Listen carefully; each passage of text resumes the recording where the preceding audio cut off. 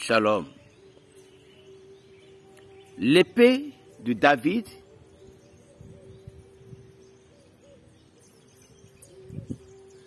que David a créée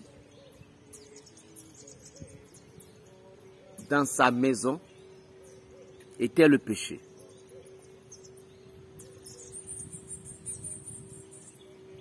Il y a des péchés que si vous commettez, ça ne va pas vous quitter. Ça doit suivre son cours. Ça doit effacer une trace.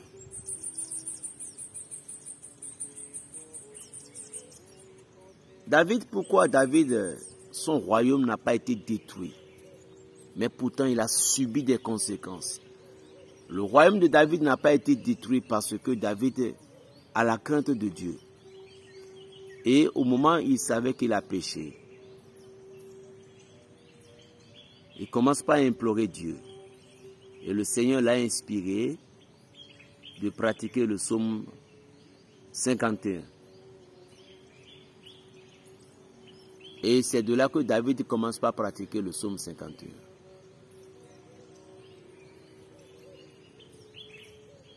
Aujourd'hui, le psaume 51 est devenu viral. David a jeûné.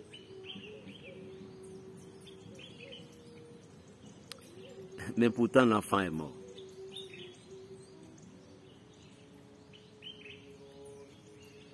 Il y a des péchés, lorsque vous créez ces karmas, mes chers amis, vous n'avez pas le choix. Vous allez payer le prix forcément.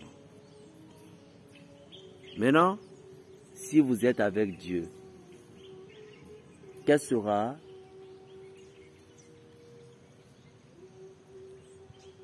la faveur ou le cadeau que Dieu peut vous faire au moment dont vous reconnaissez que vous reconnaître que vous êtes un pécheur, vous avez péché. Le péché est comme des briques où nous chargeons sur notre âme. Et au moment dont nous reconnaîtrons que nous sommes un pécheur, nous avons offensé Dieu. Il y a les anges qui viennent alléger nos poids si nous sommes en connexion avec le Christ.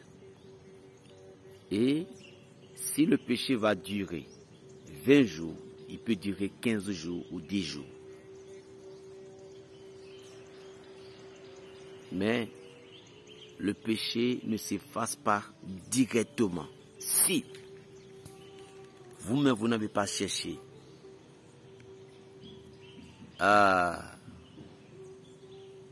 si vous-même vous n'avez pas cherché à se repentir. David, le péché de David, c'était inconscient, on va dire. C'était inconscient. Parce que David ne savait pas que, il ne savait pas qu'il a péché, parce qu'il voit qu'en tant que roi qu'il est, il peut faire tout ce qu'il veut. Et imaginez, si Dieu ne l'a pas puni ainsi, il pouvait prendre la femme de tout le monde et la tuer. Donc, lorsque certaines pénitences nous viennent, lorsque certaines douleurs nous viennent,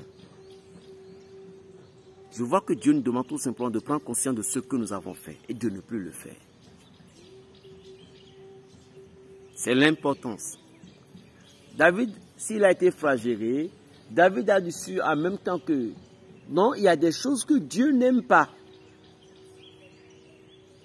Et c'est toi. Est-ce que tu sais que il y a des choses que tu fais aujourd'hui, Dieu n'aime pas.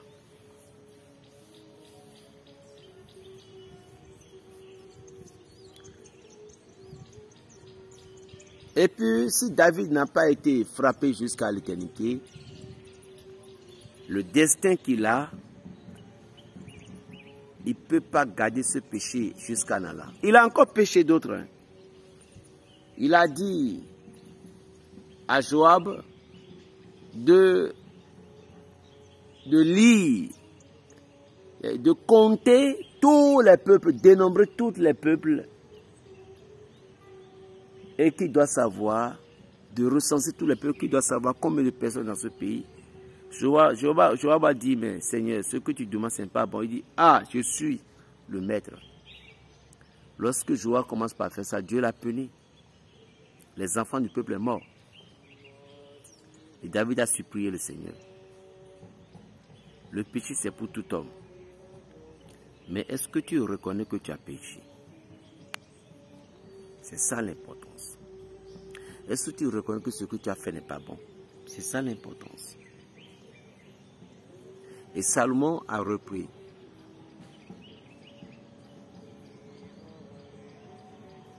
Maintenant, l'extraordinaire parole de Salomon a touché le cœur de Dieu.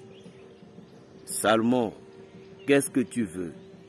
Demande-moi et je te donne. Il dit, Seigneur, qu'est-ce que tu vas encore me donner? Tu m'as déjà tout donné. Donne-moi tout simplement la sagesse pour que je puisse guider mon peuple. Ton peuple. Tu as dit, waouh, tu n'as pas demandé la mort de tes ennemis. Tu n'as pas demandé longévité. Tu as demandé tout simplement la sagesse. Cela te sera donné. Et tu auras aussi longévité, puis aucun de tes ennemis, tant qu'on vivant, n'aura pas le pouvoir sur toi. Il y a des manières à laquelle nous pouvons demander des choses à Dieu.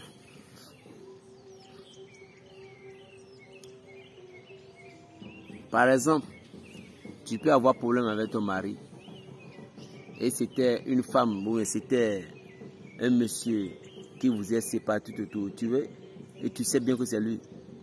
Et Dieu te demande qu'est-ce que tu veux que je fasse pour toi. Tu dis, Seigneur, je veux que la femme la meure ou bien l'homme qui nous a séparés, moi, il meurt. Non. Seigneur, je veux tout simplement que mon mari me revienne. Tu as laissé la parole à Dieu. Et lui-même, il fera le reste. C'est tout. L'homme, on n'est rien sur cette terre. Dieu a béni Salomon, il est devenu le père de la sagesse.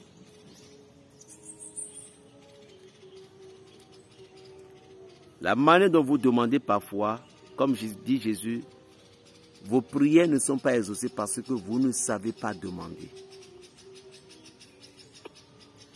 Dans la prière, on sait demander. Vous devez savoir et connaître ce que vous demandez. C'est ça. Plus 229, le 95, 26, 41, 46. Paix dans les cœurs. Berger Raphaël, le béninois. Je vous aime. Shalom.